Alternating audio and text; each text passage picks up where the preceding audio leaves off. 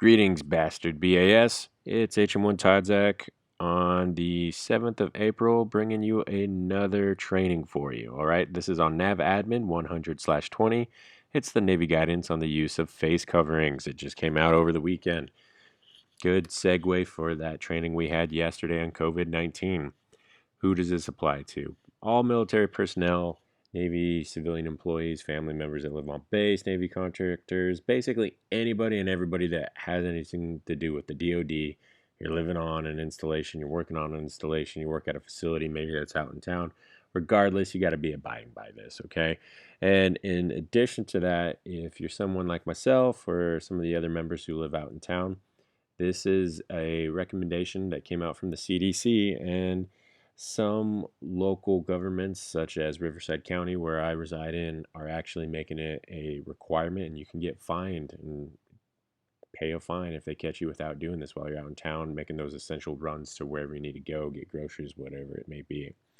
So, what this is it should be a face covering, okay? In uniform, it should fit snugly against the side of your face, nose to chin, no full face like a baklava, okay? Neck gaiter, yeah, we'll let that fly. Secure with ties or loops, okay? It should have multiple layers, hopefully, and allow for the ease of breathing, okay? We got these little diagrams right here on the side. Good thing is we're all corpsmen, so we're kind of a little bit ahead of the game here. We've all worn a surgical mask at some point, okay? Perhaps some of us have actually been fitted with respirators at the hospitals. You should basically be kind of sticking to that same philosophy here, right? Nice, tight, shouldn't be loose, and it should be form-fitting, and it should fit that nice snug like they said, okay? We've already got the heads up on everybody else that's never had to deal with it. So this came out on the 5th of April, and it's going to be implemented until probably COVID subsides. You know, who knows? This could be pretty much a societal shift across the globe at this point. We don't know how the fallout's going to be on the back end. But also, it sounds like the Navy is actually working to procure some official face coverings. Now, I don't know if they're going to be medical grade face coverings. It just says in the Navadmin that they are working on it. Once they're available, they will be for sailors to wear. So I would imagine be prepared to switch from whatever you're using in the interim once these do come available. Okay, but if it's anything like our uniform rollout, hopefully the pandemic will be done by then. Where? So once again, all DoD property, installation, and facilities. Okay, pretty easy one on that. Why? It has to do with that CDC guidance on mitigation of the COVID-19 spreading. All right, it's pretty straightforward here. Caveats to this is local commanders can make exception to policies. Be prepared if you are wearing this mask. If you are confronted by security, they may ask you to take down your mask temporarily just to verify your identity. And any mask in the interim until those official ones can come out for us it can be an official medical mask. It can be like a dust cloth, like construction mask. You can construct one out of cloth, such as bandanas, scarves, even shirts. All right, I got some examples coming up here that I'll show you that I'm sharing off the CDC's website that you can go to. I'll put the actual links in the description so y'all can go check this stuff out.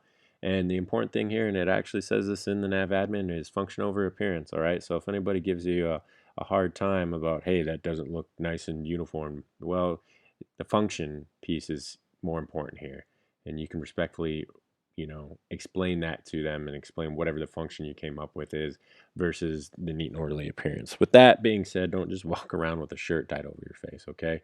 So example here off the CDC's website, they've got this template up there for the sewn cloth base covering. If you've got access to these materials, a little go by for this one. And then another quick one that they have is pretty simple, quick cut t-shirt. All right, use this out of any extra ones you have. And then the bandana face covering. All right, show using a coffee filter here, but on the next slide I'll show you guys what I'm talking about. Maybe a little bit better. No guarantees that it could be full blown, but this is a decent idea if you can get access to these materials. I may actually mess around and try and make a couple of these at my house just to see how well it works. In addition, from like the sewing aspect, I've actually seen a couple of YouTube videos where people actually use hot glue instead. I don't know how many of you have access to that. I'm pretty sure we don't have that many people living in the barracks that are going to break out their arts and crafts set with their heart glue gun, but you never know. Um, what I am doing, just to give you all a little insight, and we ordered the common air filters. Not only did we need a replacement in my house, but we got some extras here. And what you do basically is you're looking for the highest rating air filter for your home furnace that you can find. So MERV 13, MIPR 15 to 1900, FPR 10 and above. Basically, it's the highest rating one. The fibers are woven together in such a manner that it has the potential to block viruses. There's no guarantee that it's going to block it. I mean, they can't stand by that, but it is something that they stand by for home products. So as far as making your own mask, probably a little bit better of a material to be using instead of just two t-shirts sewn together. Okay, so you can see in the corner there the 5+ layer method. There's several videos out on YouTube. I've included one video in the description as well that you can click on to just kind of give you a better idea of using a replaceable mask where you just have to take the filter in and out. And there's some of these I've already gone around and looked at some of these materials to try and source them, and unfortunately they're kind of hard to come by at this point. But that layered system is good because you've got the cloth on the outside that kind of just acts as the shell, and then you've got the activated charcoal in there and kind of eliminates the odor of just having to have that sucker on your face. And I've even actually seen one where they had a moisture wicking material on the inside where your mouth is, so you're not just getting that swamp of yuck mouth in your face all the time. All right.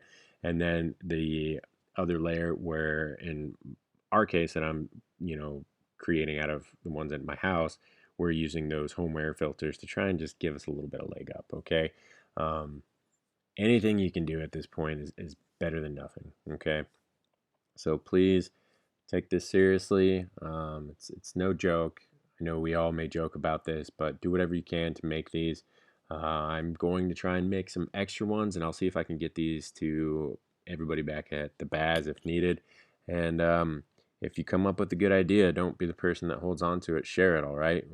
If we can somehow, if there's some downtime, maybe we could start mass producing these and give them out in the interim to make sure people are covered. So once again, I appreciate your time, and I will see you all tomorrow.